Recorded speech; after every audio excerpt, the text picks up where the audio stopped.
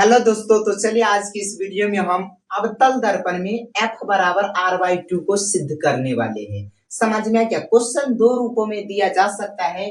जैसे ऐसे रहेगा f बराबर r/2, या इसी को क्या कर सकता है ऐसे करके, जैसे यहाँ पर कुछ नहीं थे एक मान सकते, क्रॉस गुना करेंगे तो एक को r से गुना करते था r, 2 को f से गुना करेंगे तो 2f। तो या तो क्वेश्चन दिया रहे f बराबर r/2 यानी r/2, या तो लिखा रहेगा r बराबर क्या 2f। तो दोनों में से कोई भी हो सकता है, लेकिन अक्सर ऐसे ही रहता है। तो ये दोनों एक ही है, समझ में क्या। तो चलिए कैसे इसको सिद्ध करेंगे। सबसे फर्स्ट हमें क्या करना होगा, एक दर्पण बनाना होगा। क्या करना होगा, अवतल दर्पण में न कहते हैं, अवतल दर्पण में सिद्ध करें f बराबर r/2। हम क्या करते हैं, एक अवतल दर्पण बनाते हैं। सबसे फर्स्ट क्या करेंगे, एक अवतल दर्पण बनाते हैं। ये देख लीजिए, एक क्या बना रहे हैं, अवतल दर्पण। समझा क्या, हम क्या बना लिए, एक अवतल दर्पण जिसमें एक मुख्य अक्ष खींचते हैं, यानी इसी को बोला जाता है मुख्य अक्ष बोलिए या तो प्रधान अक्ष। और दर्पण के जो मध्य बिंदु होता है उसको बोलते हैं ध्रुव, यानी पोल, अंग्रेजी में बोलते हैं पोल, जिसका संकेत क्या होता है, P होता है। उसके बाद यहाँ पर वक्रता केंद्र होता है यानी C, ठीक है। उसके बाद देखिए हम क्या करते हैं, इसको बोलते हैं मुख्य अक्ष या तो बोलते हैं प्रधान अक्ष। तब मुख्य अक्ष के समांतर एक प्रकाश की किरण भी, आप लोगों को बताए है कि जब मुख्य अक्ष के समांतर प्रकाश की किरण दर्पण पर पड़ता है तो परावर्तन के बाद कहां से होकर के गुजरता है, तो आपको पता होगा कि फोकस से होकर के गुजरता है। कहां से होकर के गुजरता है, फोकस से, यानी यहां से होकर के गुजरता है। समझ में क्या। अभी तक हम क्या किए, एक दर्पण खींचे, उसके बाद एक मुख्य अक्ष खींचे, या उसी को बोलते हैं प्रधान अक्ष, ठीक है। उसके बाद मतलब क्या किए, मुख्य अक्ष के समांतर एक प्रकाश की किरण दर्पण पर भेजे, तो ये दर्पण से परावर्तन के बाद फोकस से होते हुए क्या हो गया, गुजर गया। मन है तो इसका नाम हम धर देते हैं, इसका नाम ए रख देते हैं, इसका नाम बी धर देते हैं, ठीक है। उसके बाद हम क्या करते हैं, यहाँ से एक अभिलंब खींच देते हैं, सी से यहाँ पे एक अभिलंब खींच देते हैं। समझ में आ गया। तो यहाँ पर एक चीज आप बतलाइए, जब अगर मान लेते हैं कि ऐसे रहता है, मान लेते हैं ऐसे एक दर्पण है, जब प्रकाश की किरण ऐसे आता है तो ऐसे चला जाता है परावर्तन के बाद, तो यहाँ पर जो ये अभिलंब होता है, तो ये देख लीजिए कि अभिलंब और आपतित किरण के बीच का कोण क्या होता है, आपतन कोण होता है, ठीक है, जिसका संकेत आई होता है। और यहाँ पर अभिलंब और परावर्तित किरण के बाद, यानी आपतित, इसको बोलते हैं आपतित किरण, इसको परावर्तित किरण ना, यहाँ पर जाने वाला किरण को दर्शा देते हैं, या तो इसको बाहर देते हैं, अच्छा लगेगा।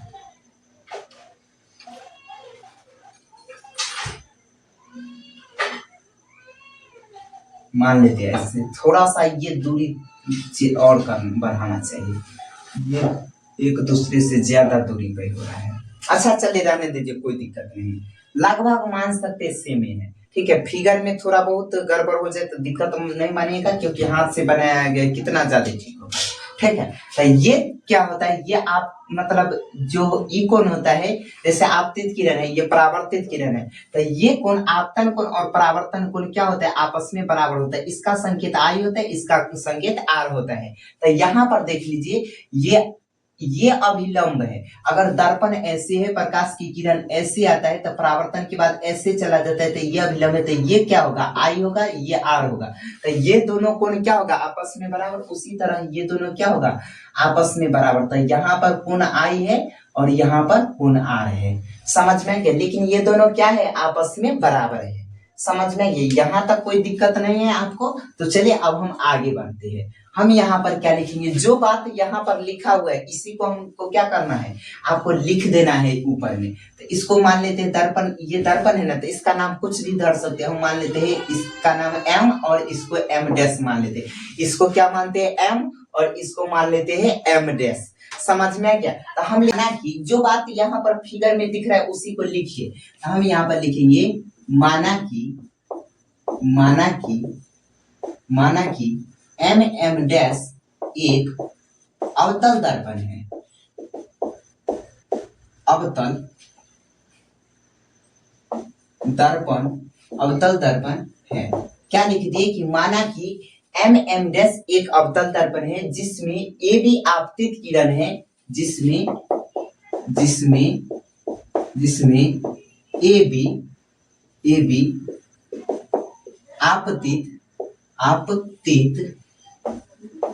आपतित या पूरा एक साथ ही लिख देते, आप प्रयास कीजिएगा कि आपतित मतलब AB आपतित किरण है। क्या लिखेंगे? AB आपतित किरण है जो परावर्तन के बाद, या तो लिख सकते हैं दर्पण से परावर्तन के बाद F से होकर के गुजरता है। AB आपतित किरण है जो परावर्तन के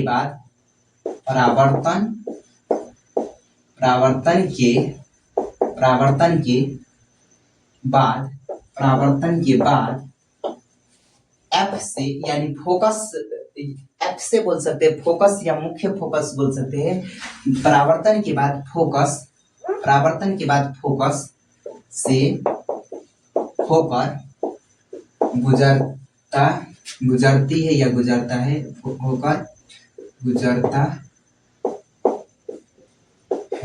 हम क्या लिखे यहाँ पर? लिखे माना कि MM डैश एक अवतल दर्पण है जिसमें AB आपतित किरण है। AB क्या है? आपतित किरण है जो परावर्तन के बाद F से होकर के गुजर रहा है। ये देखिए तो F से होकर के गुजर रहा है। उसके बाद हम लिखेंगे P ध्रुव है तथा C वक्रता केंद्र है। लिखेंगे यहाँ क्या लिखेंगे? यहाँ P ध्रुव, यहाँ P ध्रुव तथा C वक्रता केंद्र,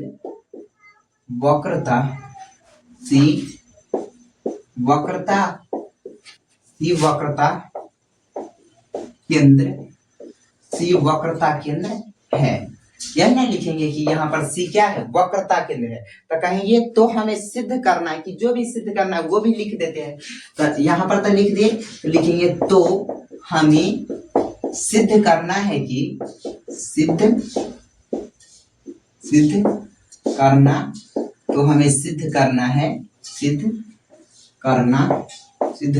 है। क्या सिद्ध करना है? तो लिखेंगे F बराबर R/2, यही ना सिद्ध करना है। यहां तक अब हम लिख दिए। अब एक चीज बतलाइए, यहाँ पर ये कोण और ये कोण आपस में बराबर होंगे? क्यों? किससे होंगे? तो परावर्तन के नियम से होगा। जैसे मैं यहाँ पर ऐसे मान लेते हैं, एक ये दर्पण है, कोई भी दर्पण मान सकते हैं। जैसे ही प्रकाश की किरण आता है और परावर्तन के बाद ये वापस जाता है, तो ये कोण और ये कोण आपस में बराबर होते हैं। तो यहाँ पर लिखेंगे, क्या लिखेंगे?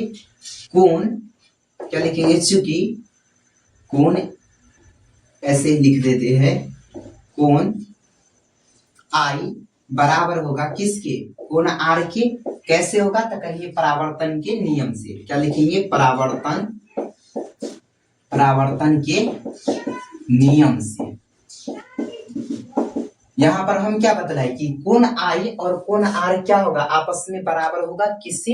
तो परावर्तन के नियम से। इसको मन होगा तो आप ऐसे भी लिख सकते हैं, कोण, क्या लिख सकते हैं? कोण ABC, ऐसे लिख सकते हैं, कोण ABC बराबर कोण, क्या लिख सकते हैं? कोण CBF।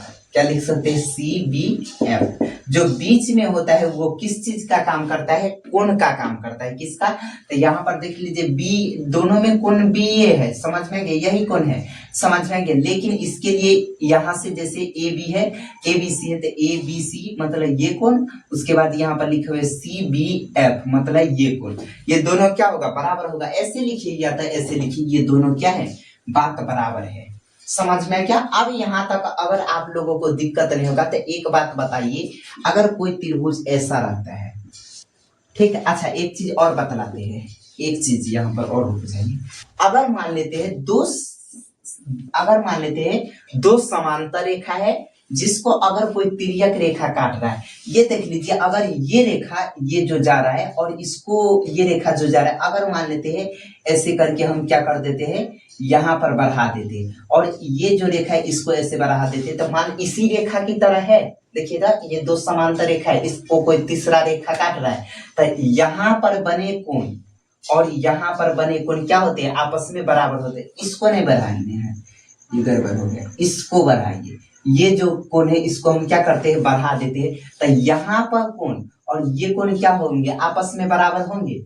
यहाँ पर ये बढ़ा दे, जब दो समांतर रेखा को कोई तीसरा यानी तिर्यक रेखा काटती है, तो यहाँ और यहाँ पर बने कोण आपस में बराबर होते हैं। कौन कोण से हम बतलाएंगे, एकांतर कोण से। तो ये कोण और ये कोण आपस में बराबर होंगे, तो यहाँ पर कोण आई है, तो ये भी क्या हो जाएगा, कोण आई होगा। समझ में क्या, तो इसी बात को हम लिख देते हैं। क्या लिखेंगे, तो ये कोण का क्या नाम है, तो लिखेंगे कोण ए, यहाँ पर बी था ना, इसको आप हटा देते, ये तो हम समझा दिए ना। तो यहाँ पर क्या नाम था, कोण का बी नाम था यहाँ पे, तो लिखेंगे कोण ए बी सी। क्या लिखेंगे चूंकि कोण ए बी सी, यहाँ पर क्या लिखेंगे, ए बी सी बराबर होगा किसके, तक कोण किसके। अभी देख लीजिए, जिसको जैसे कोण जे होगा उसको बीच में करिएगा, तो यहाँ पर देख लीजिए, तो बी कोण का काम करता है, तो इसको हम बीच में लिख दिए। अब कोण का काम कौन करेगा, सी ना, तो हम ऐसे लिख सकते हैं, ये कोण बराबर होगा इसके, तो हम लिखेंगे कोण बी सी एफ। क्या लिखेंगे, यहाँ पर लिखेंगे चूंकि कोण ए बी सी बराबर होगा किसके, बी सी एफ की। किसके होगा, बी सी एफ की। कैसे होगा, तो हम कहेंगे एकांतर कोण से होगा। कैसे होगा, एकांतर कोण से। समझ में आ गया, कैसे होगा, एकांतर कोण से। अब एक चीज आप लोग हमें बतलाइए, जब ये देख लीजिए, ये कोण इसके बराबर है और ये कोण इसके बराबर है, समझ में आ गया, तो ये दोनों कोण भी तो आपस में बराबर हो गए। समझ में आ गया, तो हम क्या लिखेंगे, ये जब कोई दो, जैसे जब हम क्या बतलाते हैं, जब समद्विबाहु त्रिभुज के बारे में आप जानते होंगे, क्या जानते हैं, अगर दो कोण आपस में बराबर होते हैं तो दोनों भुजा भी आपस में क्या होते हैं, बराबर होते हैं। या तो ऐसे भी हमको पता है समद्विबाहु त्रिभुज के दो भुजा आपस में क्या होते हैं, बराबर होते हैं। तो बतलाइए, ये भुजा आपस में बराबर होंगे। फिगर में ऐसे छोट पर बन गया होगा, उससे दिक्कत नहीं। ये देख लीजिए, ये समद्विबाहु त्रिभुज है, तो ये भुजा आपस में बराबर होंगे। तो हम पहले लिख देते हैं किस त्रिभुज में चल रहे, तो नाम लिख देते हैं सी बी एफ में, या कैसे भी अपना लिख सकते हैं, सी एफ बी में, कुछ भी लिख सकते हैं जैसे मान लो। अब या तो आप ऐसे लिखिए समद्विबाहु त्रिभुज सी बी एफ, या तो ऐसे भी लिख सकते हैं अब त्रिभुज, क्या लिखेंगे, अब त्रिभुज बी सी एफ में, अब त्रिभुज बीसीएफ में। समझ में आ गया, तो ये त्रिभुज में, जब समद्विबाहु त्रिभुज में आपको पता है ये भुजा आपस में बराबर होता है, तो इसी तरह ये भुजा और ये भुजा क्या होगा, आपस में बराबर होगा। सी एफ किसके बराबर होगा, सी एफ बराबर होगा एफ बी के। क्या लिखेंगे, सी एफ बराबर होगा एफ बी के।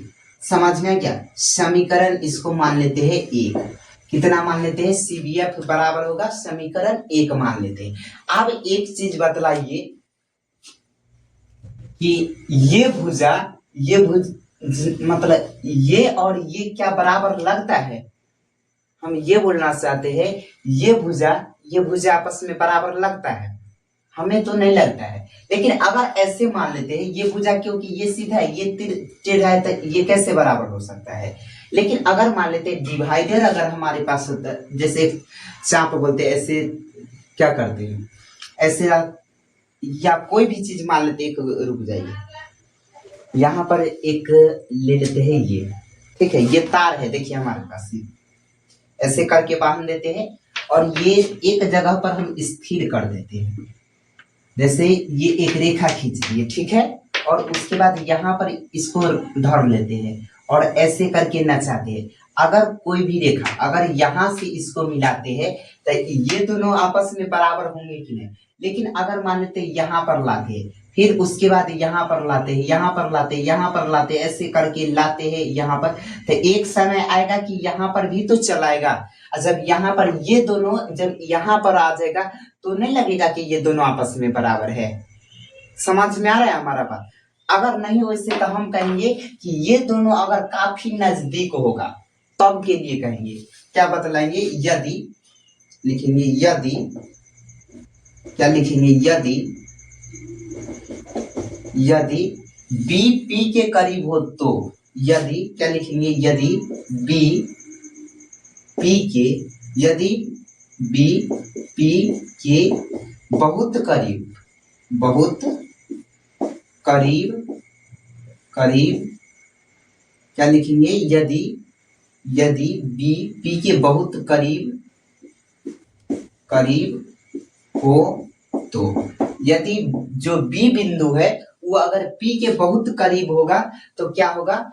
जब बी बिंदु पी के बहुत करीब होगा तो ये भुजा और ये दोनों आपस में क्या होगा? बराबर होगा। ये और ये क्या होंगे? आपस में बराबर होंगे। तो ये भुजा मतलब इसका नाम क्या है? पी एफ बराबर क्या होगा? एफ बी के। तो यहाँ पर लिखेंगे पी एफ बराबर होगा किसके? एफ बी के। इसको क्या समीकरण 2 मान सकते हैं? बतलाइए, यहां तक कोई दिक्कत है? एक सेकंड रुक जाइए, देख लेते हैं क्या सही से पूरा आ रहा है कि नहीं।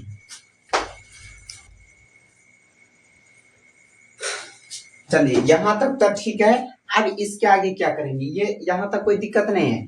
अब हम क्या करते हैं, इसको समीकरण 1 और 2 से देखिए, ये और ये आपस में बराबर है। सी एफ किसके बराबर है? F B. C F F B के बराबर है और पी एफ एफ बी के बराबर है। तो ये भुजा आपस में बराबर नहीं होगा। हम क्या बोलते हैं? ये भुजा इसके बराबर है और ये भुजा इसके बराबर है, तो ये दोनों आपस में बराबर नहीं होंगे क्या? समझ आ रहा है? तो लिखेंगे समीकरण 1 तथा 2 से। क्या लिखेंगे? समीकरण इधर लिख देते हैं,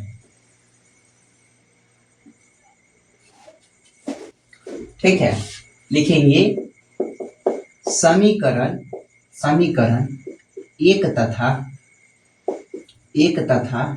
समीकरण 1 तथा 2 से। समीकरण 1 तथा 2 से क्या लिखेंगे? क्योंकि यदि देखिए सी एफ किसके बराबर है? बी एफ के बराबर, मतलब सी एफ किसके बराबर है? एफ बी के बराबर, और P F B F B के बराबर है। तो ये और ये आपस में बराबर है, ये और ये आपस में बराबर है, तो ये दोनों भी क्या होगा? आपस में बराबर होंगे।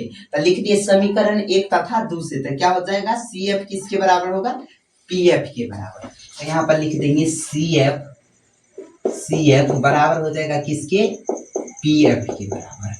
समझ में आ गया? अब एक चीज बताइए, जैसे हमें कोई लंबा दूरी तय करना होता है। जैसे मैं मान लेते हैं कि यहाँ से ऐसे 3 जगह है। यदि हमको ए से लेकर के सी तक की दूरी, ये बी है ये सी है, अगर हमें ए से लेकर के सी तक की दूरी निकालना है तो हम क्या लिखेंगे? ए सी अगर हमें निकालना है तो क्या लिख सकते हैं? इसको पहले लिखेंगे ए बी और प्लस में बी सी लिख सकते हैं। बताइए, तो उसी तरह हमें यहाँ से लेकर के यहाँ तक की दूरी को क्या करना है? निकालना है। तो यहाँ पर ये देखिए तो क्या लिखा हुआ है? यहाँ पर मान लेते हैं, देखिए ये क्या लिखा हुआ है? सी एफ और ये क्या है? पी। तो हमें पी से लेकर के सी तक, यानी सी पी कहिए या तो पी सी कहिए, तो हमें पी सी की दूरी निकालना है। हम लिख सकते हैं सी एफ, क्या लिख सकते हैं? C F. यहाँ पर लिखेंगे सी एफ और प्लस में एफ पी लिख सकते हैं। बतलाइए, यही ना लिखेंगे? समझ आ रहा है हमारा बात? इसी बात को यहाँ पर हम क्या करते हैं? ऊपर में लिखेंगे, चूंकि अगर हमें P से लेकर के C तक की दूरी निकालना है तो क्या लिखेंगे? चूंकि PC बराबर क्या होगा? तो लिखेंगे चूंकि PC किसके बराबर होगा? तो CF और प्लस में FP या तो PF लिखिए। यहाँ पर लिखेंगे CF और प्लस में PF लिख देते हैं। या आपका मन जैसे आपको अच्छा लगे वैसे लिखिए। ये लिख दे PC किसके बराबर होगा? तो सी एफ प्लस में पी एफ के बराबर होगा। समझ में गया? अब आगे देखिए, ये बात तो समझ आ गई, तो इसको हटा देते हैं। यहाँ पर एक चीज आप बताइए, तो यहाँ पर ये देखिए पीसी है तो हम पीसी तो लिखेंगे ही लिखेंगे। और एक चीज बतलाइए, इसमें पहले सुन लीजिए, यहाँ पर देख लीजिए, आपको पता होगा कि ध्रुव से लेकर के मुख्य फोकस इसको बोलते हैं। तो ध्रुव से फोकस के बीच के दूरी को क्या बोलते हैं? फोकस दूरी बोलते हैं ना। इसको हम किसके द्वारा सूचित करते हैं? एफ के द्वारा। समझ में गए? यहाँ एफ लिख दिए, ठीक है। अब एक चीज बतलाइए, यहाँ पर यानी ध्रुव से लेकर के वक्रता केंद्र के बीच की दूरी को हम क्या बोलते हैं? वक्रता त्रिज्या बोलते हैं, जिसको हम किसके द्वारा प्रदर्शित करते हैं? आर के द्वारा प्रदर्शित करते हैं। यानी ध्रुव से लेकर के वक्रता केंद्र के बीच की दूरी को वक्रता त्रिज्या बोलते हैं, जिसको हम किसके द्वारा प्रदर्शित करते हैं? कैपिटल आर के द्वारा प्रदर्शित करते हैं। तो अब यहाँ पर देख लीजिए, हमें पीसी है निकाल, पीएफ लिखा मतलब सीएफ लिखा हुआ है, तो सी से लेकर के पीएफ के बीच की दूरी पता है? नहीं पता है, तो हम इसको कन्वर्ट कर लेते हैं, चेंज कर लेते हैं। यहाँ पर देखिए तो समीकरण 1 और 2 से हमें क्या मिला है? सीएफ किसके बराबर है? सीएफ पीएफ के बराबर है, तो हम सीएफ की जगह पर पीएफ लिख सकते हैं। सीएफ की जगह पर हम क्या लिखेंगे? पीएफ लिखेंगे। समझ में क्या? प्लस में पीएफ है। अगर मन है किस कैसे हुआ है यहाँ पर, मतलब सीएफ की जगह पर हम पीएफ कैसे लिखेंगे, तो आप यहाँ पर लिख सकते हैं, चूंकि सीएफ किसके बराबर है? सीएफ किसके बराबर है? पीएफ के बराबर है। समझ में गया? ऐसे लिख सकते हैं। अब एक चीज बतलाइए, तो सीएफ है मतलब पीसी है, यहाँ पर देखिए तब पीसी है, तब पीसी लिखेंगे। बराबर में क्या लिखेंगे? पीएफ प्लस में पीएफ क्या हो जाएगा? 2pf होगा, तो हम यहाँ पर लिखेंगे 2pf। ठीक, अब बतलाइए पी से लेकर के सी तक की दूरी को हम क्या बोलते हैं? पी से लेकर के सी तक की दूरी को हम क्या बोलते हैं? आर बोलते हैं, यानी वक्रता त्रिज्या बोलते हैं। तो यहाँ पर हम आर लिख देंगे। बराबर है तो बराबर लिखेंगे, 2 है तो हम क्या करेंगे? 2 लिखेंगे। उसके बाद पीएफ है, तो पी से लेकर के एफ तक की दूरी को हम क्या बोलते हैं? पी से लेकर के एफ तक की दूरी को हम क्या बोलते हैं? फोकस दूरी बोलते हैं ना, जिसका संकेत एफ होता है, तो हम एफ लिख दिए। समझ में आ गया? अब बतलाते इधर वाला पूरा को सुनिए, हम बोलते हैं इधर वाला पूरा को इस तरफ कर लीजिए और इधर वाला पूरा को उस तरफ कर दीजिए, तो माइनस प्लस नहीं लगेगा। समझ में आ गया? तो यहाँ पर लिखेंगे 2f बराबर क्या हो जाएगा? आर हो जाएगा। अब देखिए तो इधर 2 किस में है? गुना में है, उस तरफ जाएगा तो किस में चला जाएगा? भाग में। तो यहाँ पर लिखेंगे f बराबर क्या लिखेंगे? f बराबर आर बट्टा में 2। बतलाइए, यही हमें प्रूव करना था ना। क्या बतलाइए? f बराबर आर बाई 2 आ गया, या तो ऐसे रहे तो यहीं पर छोड़ दीजिए, ऐसे रहते यहाँ तक लाइए, इसी को क्या करते? प्रूव्ड लिख देते। समझ में आ गया? अगर कोई दिक्कत नहीं है तो चलिए अगले वीडियो में हम पढ़ने, ये तो हम सिद्ध किए हैं किसमें? अवतल दर्पण में सिद्ध किए हैं f बराबर आर बाई 2। अगले वीडियो में हम उत्तल दर्पण में सिद्ध करेंगे कि f बराबर आर बाई 2 कैसे सिद्ध होगा। ठीक है, ये अगर आप क्वेश्चन ये सीख जाते ना, अगर बिहार बोर्ड में ये क्वेश्चन मान लेते हैं, ये सिद्ध करने के लिए दे दिया जाता है, यदि आप बना लेते हैं तो यहाँ से आपको 6 नंबर मिलेगा। समझ में आ गया? तो चलिए आज के लिए बस इतना ही, फिर मिलते हैं अगले वीडियो।